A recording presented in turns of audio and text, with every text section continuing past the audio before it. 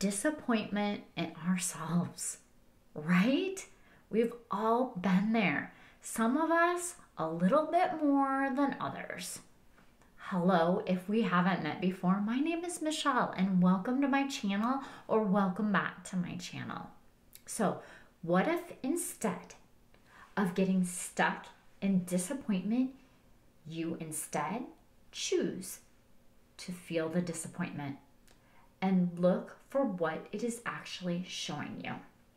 Now, I get it, because this one took me a little bit myself to actually get, when people would say, let the feelings run through you. What the heck does that mean? Yeah, right. What does that mean? Yeah, disappointment in myself, it tends to come up when I'm dwelling on the past. So I can feel it. Like, you can, if you pay attention, like actually pay attention to your body, because this is also something in the past where I actually did not pay attention. I was constantly thinking about the next thing, and I didn't sit in it, but sit in the disappointment. You'll feel it somewhere in your body. And when you do, take notice, because that will be how it shows up again. So let that disappointment, like, feel it in your body. Let that whole feeling run completely through you. And like I said, you'll know exactly what I mean when you start to pay attention to how it shows up and feels in your body. So when that's showing up for you, what if you choose to look at things from a different perspective? Yeah, what if you choose to look at it, look at that disappointment from the perspective of it's giving you feedback, instead of looking at it as being a failure. A failure, let me enunciate my words for you. For me, personally, this disappointment comes when I'm feeling impatient. And I feel that things should happen faster, instead of actually accepting that things happen when they're supposed to happen. Not when I'm ready for them to come in, but when they're ready for me. Because here's what happens. When we've gotten all the learnings that we need to receive, then we're better equipped to be able to handle it. So if you've been around here a hot minute, you know how important I feel journaling actually is to your mental well-being. For me, it allows me to get all those thoughts out of my head and onto paper, so that I can actually examine them and see what's going on. Like, literally, when you're writing it down on a piece of paper, you can see your thoughts. As I write across the page and I hold that pen to that piece of paper, it allows me to let go of what I'm holding on to so tightly, that's no longer serving me and who I want to become or what I want to do. As I'm writing it out, I'm also visualizing what I'm holding on to so tightly. Like, I can see it. I'm holding on to this so tightly. I can see it in my mind.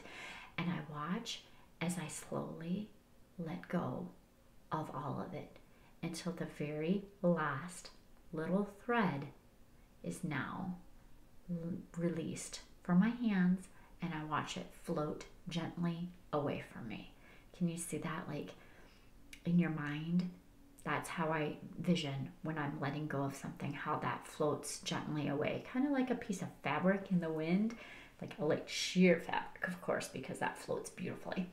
So as you're watching that fabric float gently away from you, next, write out, what am I choosing to feel instead of disappointment in myself?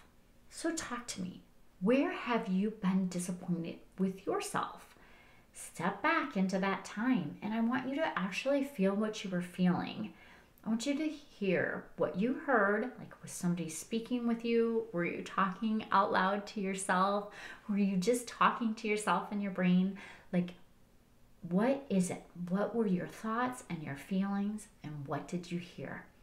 And I'm only guessing your self-talk was not bright and cheery.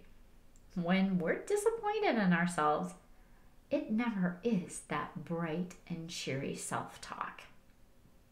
If I were to guess, it was negative and mean. Words that you would never speak to your sister, your friends, or your daughter. When we are disappointed in ourselves, it can be because we have an exceptionally high standard for ourselves. I don't know about you, but I know I fall into that trap personally. And I feel having these high standards is a good thing. However, those high standards are us shooting for the moon, working towards that person we want to be. Disappointment is actually only a thought that we have about ourselves. Instead of holding on to that thought of disappointment, what if instead let that emotion wash through you? Let the disappointment be fleeting.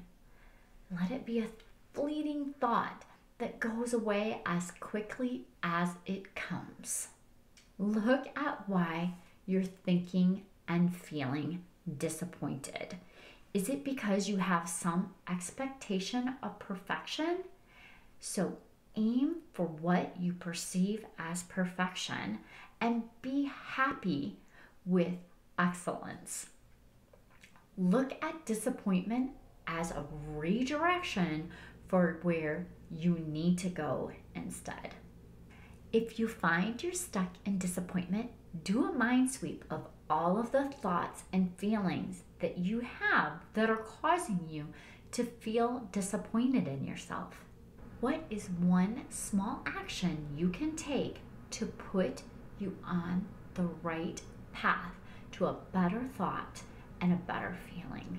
Look at your disappointment from a neutral place.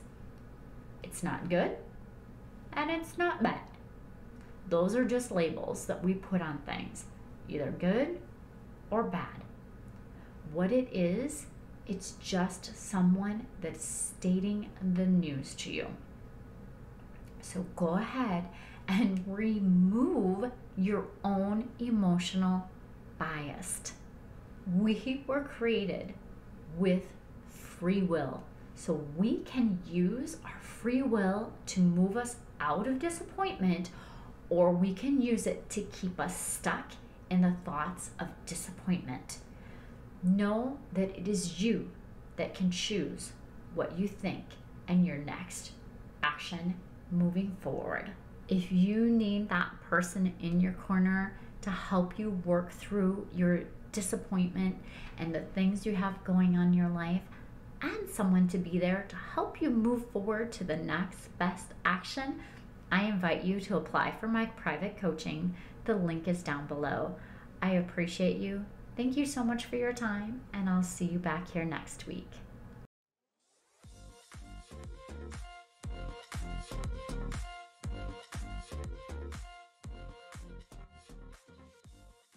Choose it, choose when not